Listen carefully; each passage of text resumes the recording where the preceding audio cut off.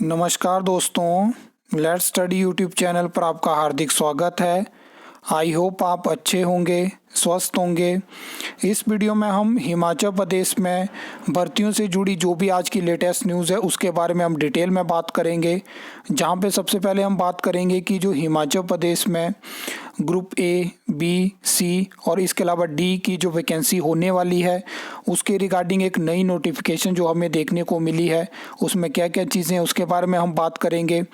Next हम बात करेंगे राज्य चयन आयोग हमीरपुर के बारे में कि अपकमिंग एग्ज़ाम कौन से होने वाले हैं, अपकमिंग वैकेंसी कौन सी होने वाली है, और टीजीटी कमीशन के बारे में भी हम बात करेंगे।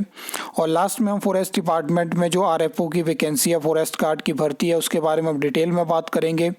ये नोटिफिकेशन आप देख सकते हो। तो जैसे कि आपको पता होगा कि हिमाचल प्रदेश में नया एम्प्लॉयज़ एक्ट लागू हो चुका है, जिसके तहत अभी तक क्या था कि एक मॉडल फॉर्मेट जो कि अलग अलग डिपार्टमेंट, बोर्ड, कॉरपोरेशन में जो पोस्ट के रिगार्डिंग आरएनपी रूल्स रहते हैं वो जारी नहीं हुआ था।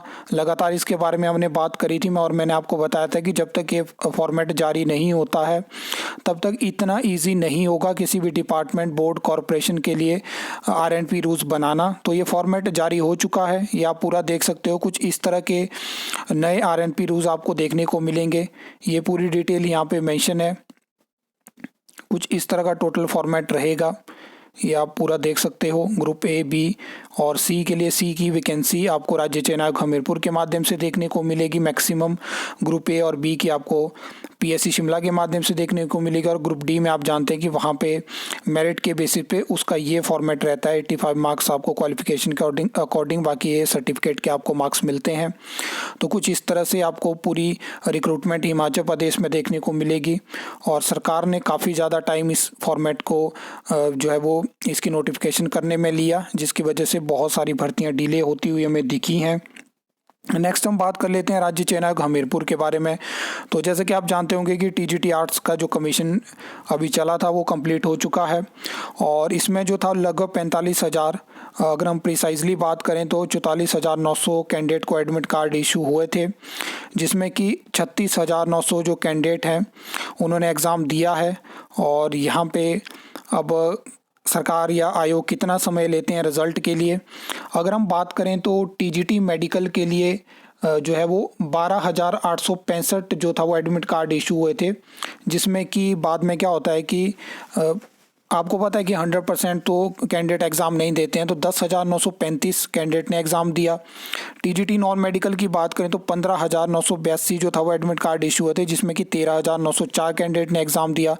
टीजीटी आर्ट्स में 44,000, लगभग 45,000 थे और उसमें 36,900 ने एग्ज़ाम दिया।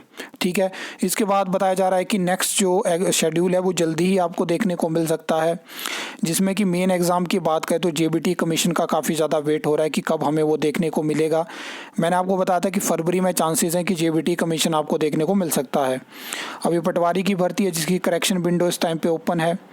और उसके अलावा अगर हम बात करें तो असिस्टेंट स्टाफ नर्स का एग्ज़ाम है जो कि अभी कंडक्ट नहीं हो सकता है। स्पेशल एजुकेटर का है, जो लाइब्रेरियन का है, तो अब देखते हैं कि कितने जल्दी इनका शेड्यूल जारी होता है। आयोग के सचिव का कहना है कि आगामी जो परीक्षाएं हैं उनके लिए भी शेड्यूल तैयार हो रहा है, तो अब देखते हैं कब तक शेड्यूल हमें देखने को मिलता है। अगर हम बात करें नेक्स्ट वैकेंसी के लिए, तो मैंने आपको बताया कि पंचायत सेक्रेटरी की जो रिक्वेजिशन है वो राज्य चयन आयोग हमीरपुर पहुंचने वाली है। क्लर्क, जो सेक्रेटरीट क्लर्क की वैकेंसी है उसमें भी मैंने आपको बताया कि पे फिक्सेशन हो चुकी है, जैसे कि जेओआईटी में हुई थी। तो जल्दी ही वो रिक्वेजिशन भी राज्य चयन आयोग हमीरपुर के पास पहुंच जाएगी। अब देखते हैं कि कितना समय उसके लिए आयोग लेता है, लेकिन ये वैकेंसी लाइन में है और अब देखते हैं कि बीच में कितने हर्डल हमें देखने को मिलते हैं, क्योंकि जेओआईटी की भर्ती को भी काफ़ी समय लिया गया एडवर्टाइज़ करने के लिए। इसमें कितना समय लगता है वो देखने वाली बात होगी, लेकिन ये वैकेंसी लाइन में है। इसके अलावा आपका पंजाबी टीचर हो गया, उर्दू टीचर हो गया, वो रिक्वेजिशन भी काफ़ी टाइम से राज्य चयन आयोग हमीरपुर के पास है और पे फिक्सेशन की वजह से वो भी अभी तक एडवर्टाइज़ नहीं हो पाई।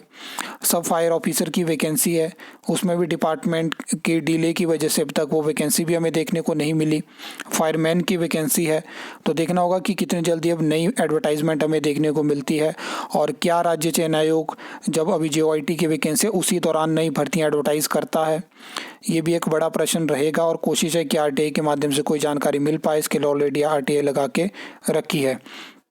इस तरह की आपको खबरें बहुत सारी फॉरेस्ट डिपार्टमेंट के लिए देखने को मिल जाएगी, जहाँ पे चौपाल नेरबा की यहाँ पे बात करी गई है। और यहाँ पे एक डिवीज़न में आप देख सकते हो कि फॉरेस्ट गार्ड की कितनी रिक्रूटमेंट है, आरएफओ की कितनी ज़्यादा वैकेंसी वैकेंट है, फॉरेस्ट गार्ड की कितनी वैकेंसी वैकेंट है। फॉरेस्ट गार्ड की 100 वैकेंसी अप्रूव करी गई थी पिछले साल, उनके रिगार्डिंग बहुत सारी चीज़ें हमें देखने को मिली, लेकिन उसके बाद एकदम से भर्ती के रिगार्डिंग न्यूज़ भी गायब होगी और ना उसके बारे में कोई बात करना चाहता है, कोई अपडेट नहीं है। लेकिन मैंने आपको बताया था कि मैं कोशिश करूंगा और उसके लिए मैंने आरटीए लगा के रखी है। अब देखते हैं कि डिपार्टमेंट की तरफ से हमें क्या रिप्लाई देखने को मिलता है। और जो लोग आरएफओ की वैकेंसी के बारे में पूछ रहे हैं उनको मैं बता चुका हूं कि आरएफओ की वैकेंसी डिपार्टमेंट की तरफ से प्रपोजल जाता है सेक्रेटरीट से फाइनेंस डिपार्टमेंट उसको अप्रूवल देता है, लेकिन जब वो फाइल जो है वो कैबिनेट में पहुंचती है तो वर्तमान सरकार उसको कैंसिल कर देती है, जिसके ऑफिशियल नोटिफिकेशन मैं आपको दिखा चुका हूं। और जब वो फाइल वापस जाती है डिपार्टमेंट के पास, तो डिपार्टमेंट से जब मैंने इस चीज़ के बारे में पूछा तो उनका कहना था कि सरकार की तरफ से हमें इंटीमेट नहीं किया गया है कि क्यों हमने इस वैकेंसी को कैंसिल किया है, और आज तक वो वैकेंसी की फ़ाइल आगे प्रोसीड नहीं हो पाई। तो आरएफओ की वैकेंसी की फ़िलहाल कोई उम्मीद नहीं है। फॉरेस्ट गार्ड की भर्ती आपको देखने को मिलेगी, जो कि मैंने इस साल की एक्सपेक्टेड वैकेंसी में डाली है। अपडेट आएगी तो आपके साथ सबसे पहले शेयर करूंगा, उसके लिए आपको चैनल को सब्सक्राइब करना है। आई होप आपको वीडियो अच्छी लगी होगी, इन्फॉर्मेटिव लगी होगी, तो वीडियो को लाइक कमेंट शेयर कर सकते हो, चैनल को सब्सक्राइब कर सकते हो फॉर द न्यू अपडेट्स के लिए।